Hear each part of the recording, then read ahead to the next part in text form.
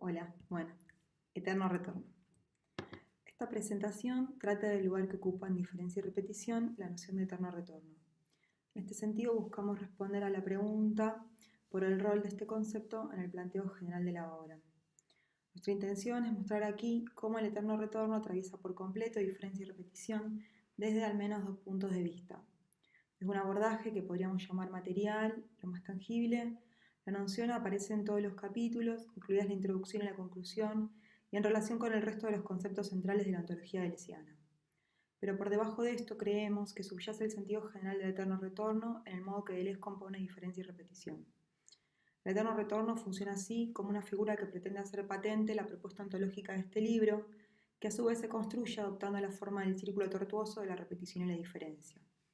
Nuestra intención en lo siguiente es recorrer las apariciones del eterno retorno, diferencia y repetición, para poner en evidencia las dimensiones de sentido que gana la noción a medida que se explica el entramado ontológico deleuziano. Entonces voy a ir recorriendo las distintas partes donde aparece este concepto. Bien, comenzamos por la introducción, donde Deleuze define a una primera definición de la noción de repetición, oponiéndola por completo a que la repetición tenga algo que ver con lo mismo que vuelve. Entonces vamos a leer una cita de la página 23 de la edición castellana, donde dice: si la repetición es posible, pertenece más al campo del milagro que al de la ley. Está contra la ley, contra la forma semejante y el contenido equivalente de la ley. Si la repetición puede ser hallada aún en la naturaleza, lo es en nombre de una potencia que se afirma contra la ley, que trabaja por debajo de las leyes, que puede ser superior a ellas. Si la repetición existe, expresa al mismo tiempo una singularidad contra lo general, una universalidad contra lo particular, un elemento notable contra lo ordinario, una instantaneidad contra la variación, una eternidad contra la permanencia. Desde todo punto de vista, la repetición es la transgresión. Pone la ley en tela de juicio, denuncia su carácter nominal o general en favor de una realidad más profunda y más artista. Acá lo que aparece entonces es retomar la definición de eterno retorno como ley de la naturaleza en los antiguos. Lo que advierte ya de entrada de Deleuze es que incluso entre los antiguos esta idea de la ley de la naturaleza no presupone una mismidad. Por un lado, porque la idea de que retorna el origen, digamos, implica concebir un carácter único para el origen, y esto lo que hace es pensar que eso no puede volver de la misma manera. Esto se va a explicitar un poco más en el capítulo 5, donde Deleuze va a afirmar a partir de la lectura de Mugler que los antiguos solo creían en el eterno retorno aproximada y parcialmente. Entonces acá las referencias en esta parte para caracterizar el eterno retorno van a ser Nietzsche y Kierkegaard a partir de ciertas coincidencias entre los dos autores. Posteriormente Deleuze se va a quedar con Nietzsche y en toda la obra va a ser la figura más importante en relación con el eterno retorno. Entonces, volviendo a la cuestión de pensar el eterno retorno como ley de la naturaleza, vemos que esto implica atribuirle un carácter general a lo que deviene, dado que fácticamente nunca se repite lo mismo. Esto es una constatación muy temprana en relación con esta idea de pensar el eterno retorno como ley. Entonces, lo que se impone frente a esto es que hay algo que debe repetirse para seguir la ley. Entonces, la ley de la naturaleza adquiere así una dimensión moral. Por eso la verdadera repetición es transgresión, se entiende como transgresión en relación con la libertad y una acción. Una acción que Deleuze va a pensar en términos de selección. Una acción que es una acción artista, una acción libre, que se contrapone a toda moral y suspende la ética. En la medida en que no tiene nada que ver con la generalidad, condena al hábito, pero también a la memoria. En este sentido, es un pensamiento del porvenir que puede ir más allá de los ciclos del presente y del pasado. A esto se va a dedicar Deleuze con mucho detalle en el capítulo 2, que lo vamos a ver oportunamente. Ahora bien, más allá del encuentro en lo conceptual en relación con la repetición, en ambos autores se muestra una idea clave que es poner la metafísica en movimiento. Esto da cuenta de una ruptura con el modelo representacional de la filosofía y permite llevar a cabo un teatro del porvenir que excede la dicotomía entre tragedia y comedia, en la medida en que no pretende ya representar conceptos, sino dramatizar ideas. Ya en Nietzsche, este teatro del porvenir se define en términos de una dramatización, de un cierto juego entre las ideas, donde el olvido ocupa un rol positivo, en tanto fuerza inconsciente que se une a la voluntad de poder en el eterno retorno. Deleuze habla de una fundamentación práctica del teatro del porvenir en el nacimiento de la tragedia, y creemos que esa es la intención que tiene también para diferencia y repetición, como si de alguna manera tomara el nacimiento de la tragedia como modelo para construir también diferencia y repetición en términos de una dramatización de ideas, ¿no? Y acá una cita acerca de esto.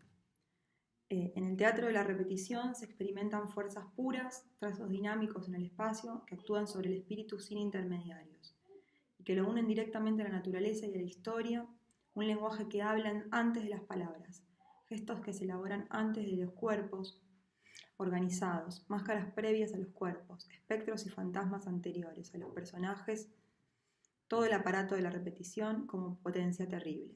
Entonces la página 34 y 35. Y otra cita. ¿Y qué sería el eterno retorno si olvidásemos que es un movimiento vertiginoso, que está dotado de una fuerza capaz tanto de seleccionar, de expulsar como de crear, de destruir como de producir, y no suscitar la vuelta de lo mismo en general? La gran idea de Nietzsche es fundar la repetición del eterno retorno a la vez sobre la muerte de Dios y sobre la disolución del yo. Entonces la página 35. Esta idea de que el eterno retorno está fundado sobre la muerte de Dios se explica se explicita, digamos, en relación con la idea de que el eterno retorno es transgresión, ¿no? Es algo que va más allá de la ley. En cambio, el tema de que está fundado sobre la disolución del yo acá no parece todavía muy claro, pero se va a explicitar un poco más también en el capítulo 2, cuando se desarrolla en la síntesis del tiempo, que presupone la caracterización de un sujeto fisurado, la división entre un yo o ye y la conciencia racional activa y un yo moi, corporal y pasivo. Acá el psicoanálisis será el psicoanálisis freudiano la fuente predilecta para dar cuenta de cómo opera esta distinción para dar lugar al pensamiento de la representación. Entonces va a hablar en términos de bloqueos, bueno, no voy a entrar en eso. Entonces pasamos al capítulo 1, la diferencia en sí. Acá el eterno retorno aparece en relación con el carácter unívoco del ser. El sentido último de afirmar la univocidad del ser consiste en reconocer que el ser es devenir, y justamente este devenir va a tener la forma del eterno retorno. Cito de la página 79. Retornar es el ser, pero solo el ser del devenir. El eterno retorno no hace volver lo mismo, pero el volver constituye el único mismo de lo que deviene. Retornar es el devenir idéntico del devenir mismo. Retornar es pues la única identidad, pero la identidad como potencia segunda, la identidad de la diferencia. Lo idéntico que se dice de lo diferente, que gira en torno de lo diferente. Semejante identidad, producida por la diferencia, es determinada como repetición. La selección, como modo de operar del eterno retorno, consiste en la determinación de qué es lo que vuelve. Afirma Deleuze nietzscheanamente que lo único que retornan son las formas extremas. Dándole cuerpo a la idea del teatro del porvenir, se refiere al mundo teatral de las metamorfosis de la voluntad de poder, que se disfraza una y otra vez, y aparece la hibris como la potencia singular que hace que cada uno retorne, fuerza de la libertad, de la acción libre que no se adecua ni a los ciclos de las generalidades ni a la ley moral, que derrumba las jerarquías, corona la anarquía y asegura la diferencia. Entonces, la selección es la herramienta para pensar la relación entre la repetición y la diferencia, que tiene su contrapartida en el hecho de que es la diferencia la que produce la repetición. La selección del eterno retorno se contrapone a su vez a un tipo de selección que se presenta en el círculo dialéctico. El círculo de la dialéctica es el que conserva todo, subsume todas las diferencias y solo presenta una repetición que no es más que una memoria total, una memoria gigantesca. Es el círculo de la representación infinita. Mientras que en el círculo dialéctico tenemos negación, conservación y memoria, en el eterno retorno hay afirmación, eliminación y olvido activo. La negación no puede tener un rol fundamental para el pensamiento porque no es más que una consecuencia de la afirmación. Todo lo que puede ser negado debe ser afirmado y las formas medias se eliminan porque el eterno retorno no conserva. Cito entonces. Lo negativo no es el motor, hay más bien elementos diferenciales positivos que determinan a la vez la génesis de la afirmación y de la diferencia afirmada. Entonces, la página 100. y vemos que el eterno retorno es el modo de pensar esta génesis ontológica, la metafísica en movimiento en un teatro sin representación que pone en escena la relación entre diferencia y repetición. Cito nuevamente, página 101. Hay que mostrar la diferencia difiriendo. Se sabe que la obra de arte moderna tiende a realizar estas condiciones. Se convierte en este caso en un verdadero teatro, hecho de metamorfosis y permutaciones. La obra de arte abandona el campo de la representación para convertirse en experiencia, empirismo trascendental o ciencia de lo sensible.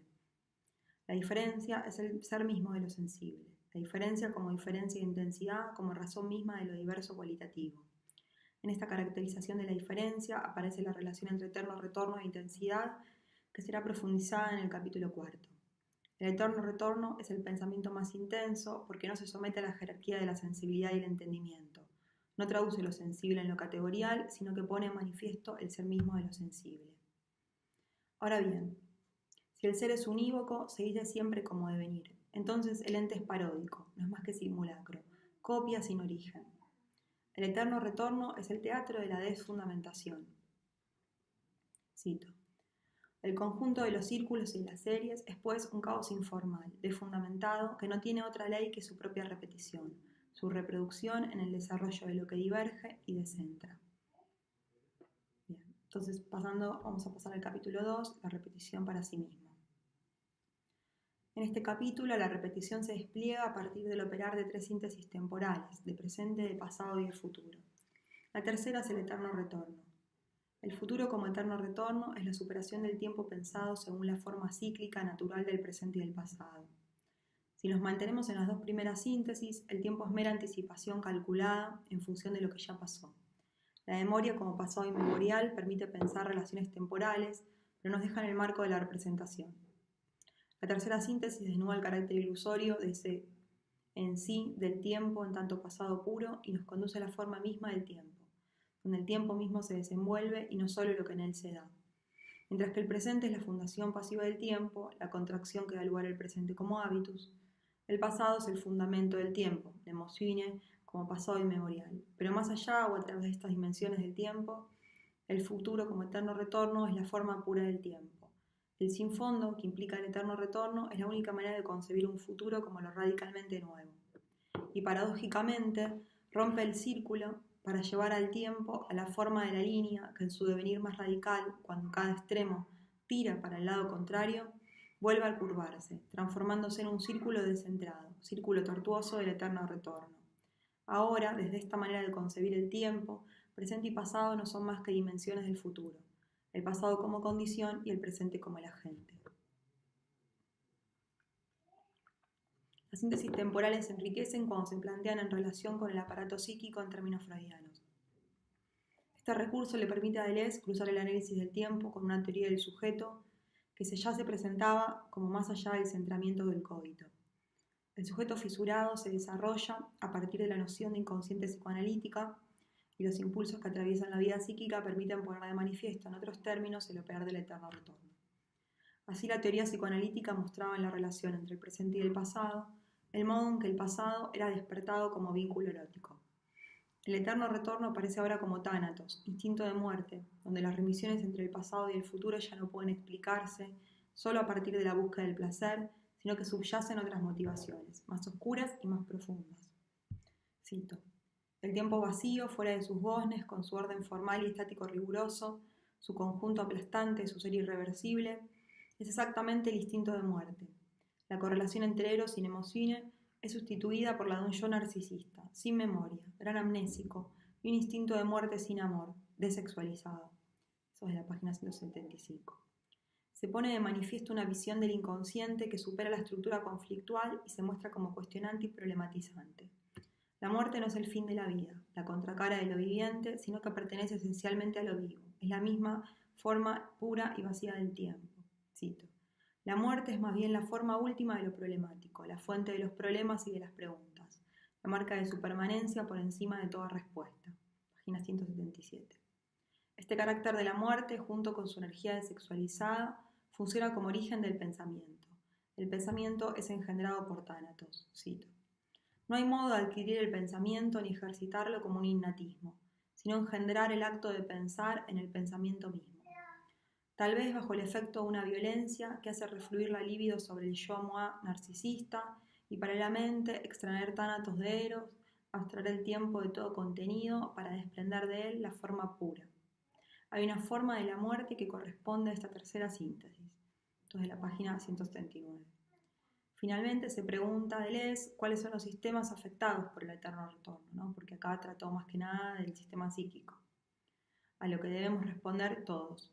Si bien el análisis se centra aquí en el sistema psíquico y creemos que esto tiene que ver con pensar el para sí de la repetición, la conciencia de la repetición o cómo la repetición se da en relación con el yo, todos los sistemas que abordarán adelante diferencia y repetición van a estar dominados por el eterno retorno, en tanto clave central de la ontología, modo de dramatizar la idea que está puesta en juego en cada sistema.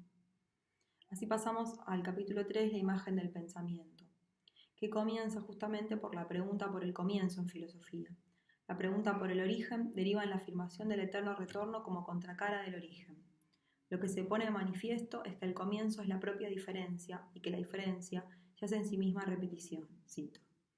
La imagen del círculo sería más bien un testimonio de la impotencia de la filosofía para comenzar verdaderamente, pero también para repetir auténticamente. Página 202. La pregunta por el comienzo de la filosofía deriva en el problema del pensamiento. ¿Qué es pensar? ¿Cuál es la propuesta deleuziana para la filosofía? Desnudada de la mala conciencia de la imagen del pensamiento como modo de operar de la representación, lo que queda por caracterizar es el pensamiento más allá del modelo representacional. Cito. Las condiciones de una verdadera crítica y de una verdadera creación son las mismas. Destrucción de la imagen de un pensamiento que se presupone a sí mismo. Génesis del acto de pensar en el pensamiento mismo. Esto es la página 215. La pregunta por el origen nos conduce ahora a lo que fuerza a pensar. Y lo que fuerza a pensar solo puede ser sentido. Volvemos con ello al empirismo trascendental, a la relación entre el pensamiento y la sensibilidad. En este caso, desarrollado a partir de una teoría de las facultades. Lo que se busca es un forzamiento de las facultades.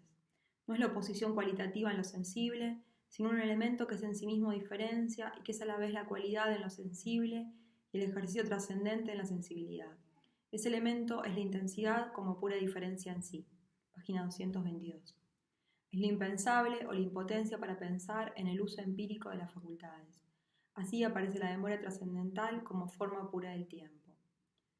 Cito, lo que se ha encontrado son los demonios, potencias del salto, del intervalo de lo intensivo, del instante, que no colman la diferencia con lo diferente. Son los portasignos. Página 223. En el capítulo 4, síntesis ideal de la diferencia, es donde menos aparece desarrollada la noción de eterno retorno. Sin embargo, aparecen algunas cuestiones que pareciera que remiten a menos tácitamente a esta noción. En relación con el análisis del complejo pregunta-problema como modo de filosofar, se caracteriza la idea a partir de la noción de problema. La idea es problemática y la génesis del problema se explicita en el cálculo diferencial. La idea tiene un carácter inconsciente. Lo que en el pensamiento es el robo. Por su parte, el origen de la pregunta nos conduce de nuevo al círculo de la repetición en sus dos modalidades, desnuda y vestida. Entonces, esta cuestión circular de la relación entre la pregunta y el problema, a partir de la repetición, pareciera que también está en relación con el eterno retorno. A su vez, la actualización de la idea se plantea en términos de dramatización, es como donde se explicita esta idea de plantear una ontología, que se explicite como una dramatización o como un teatro, y que aparece esta idea de que el huevo es un teatro. Seguramente ya se desarrollará en otras presentaciones. En el capítulo 5, síntesis asimétrica de lo sensible, se recapitulan la síntesis del tiempo a partir de su relación con la diferencia y en comparación con la síntesis del espacio.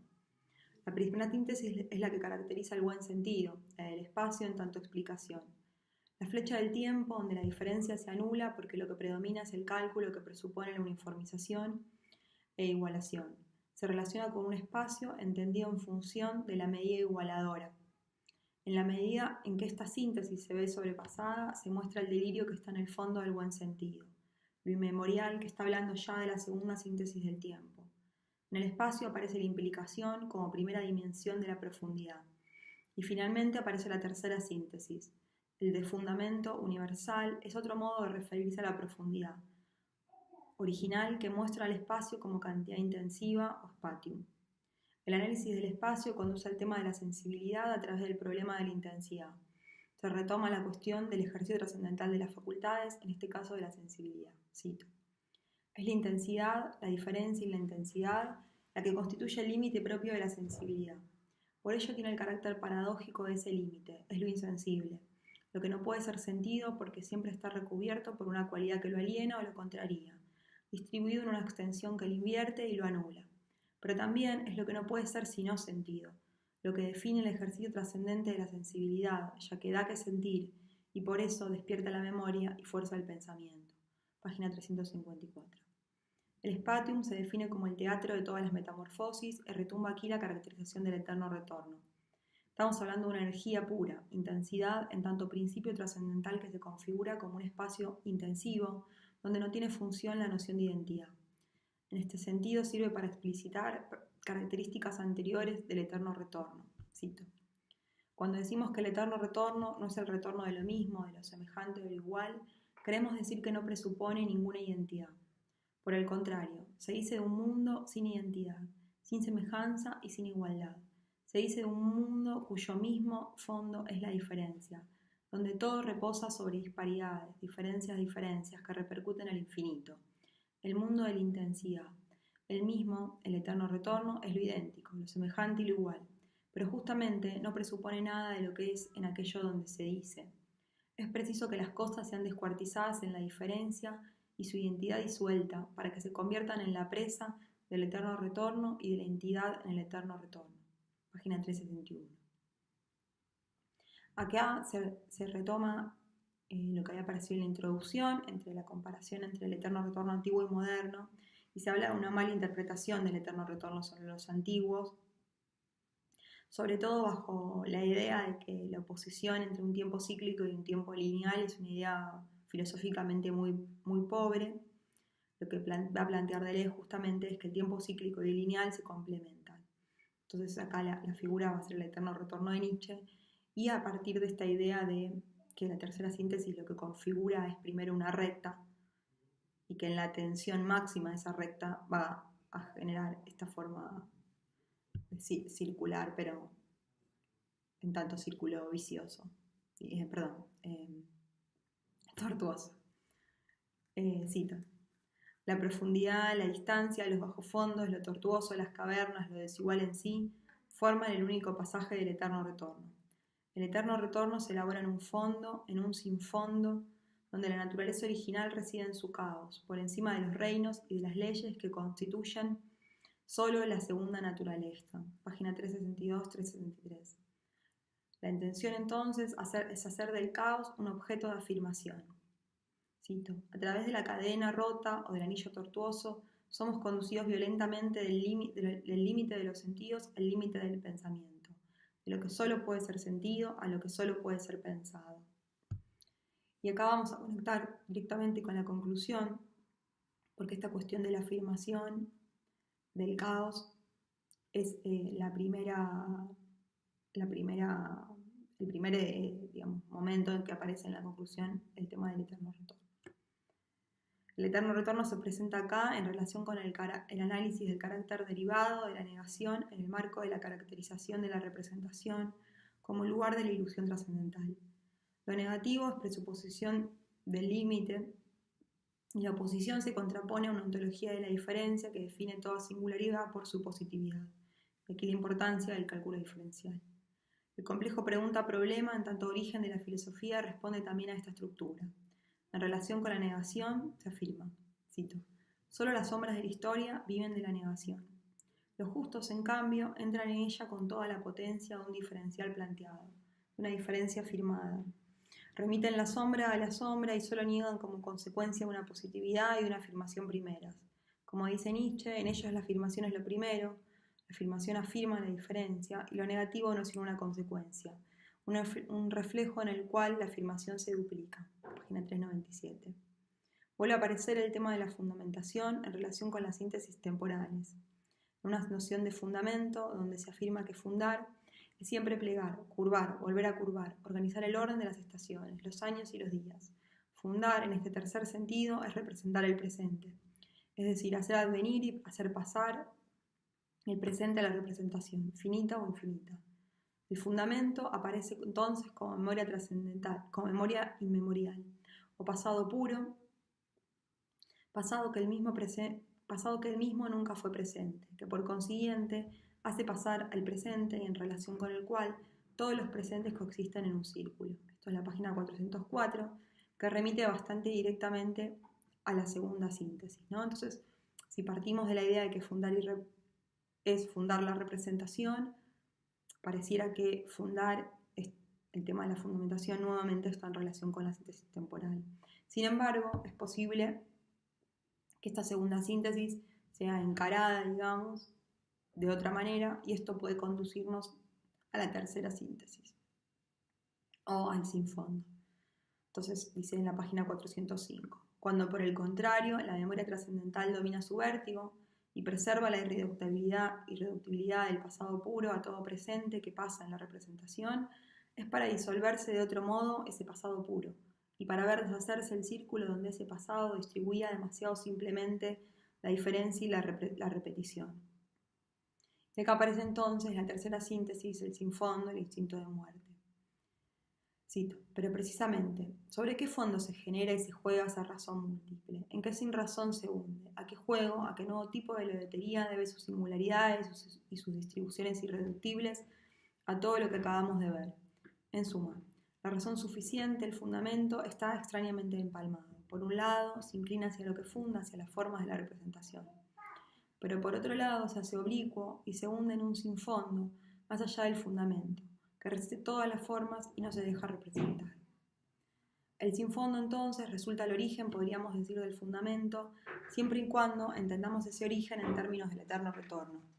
Un origen radical, el círculo desplazado del eterno retorno, se asemeja a un juego divino.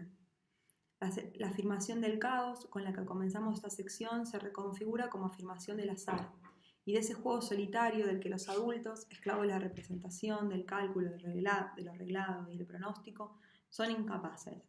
Pensar el eterno retorno como origen se asocia con sostener una repetición ontológica que se encuentra más allá de las máscaras de la repetición desnuda y vestida, fundada y fundadora, física y psíquica. Cito, esta no tendría por función suprimir las otras dos, sino, por una parte, distribuirles la diferencia, como diferencia sonsacada o comprendida. Por otra parte, producir ella misma la ilusión que las afecta, impidiéndoles, sin embargo, desarrollar el error consecuente en el que caen. Por ello, la última repetición, el último teatro, recoge todo en cierta manera y en cierta manera destruye todo, y en una tercera manera selecciona todo. Página 431. Finalmente, una reflexión en torno al impacto subjetivo de concebir la ontología bajo el dominio de este eterno retorno. El tercer tiempo es el pensamiento del porvenir que posibilita una acción libre, artista, pero es también la más alta prueba. Cito, ¿cuánta angustia antes de extraer la alegría de semejante afirmación selectiva? No retorna nada de lo que niega el eterno retorno, ni el defecto ni lo igual, solo lo excesivo retorna. Página 439. No hay aparato psíquico que pueda conjurar o subsumir el poder de lo excesivo. Quiero decir con esto que se puede repetir desnudamente, inconscientemente o mecánicamente. Podemos también repetir vestidos, haciéndonos uno con nuestros disfraces, con los condicionamientos que nuestro pasado nos impone, pero el futuro radical se nos impone de otra manera. Ahí está el drama, porque somos completamente pasivos por un lado, pero al mismo tiempo totalmente libres. Bueno, todo. Gracias.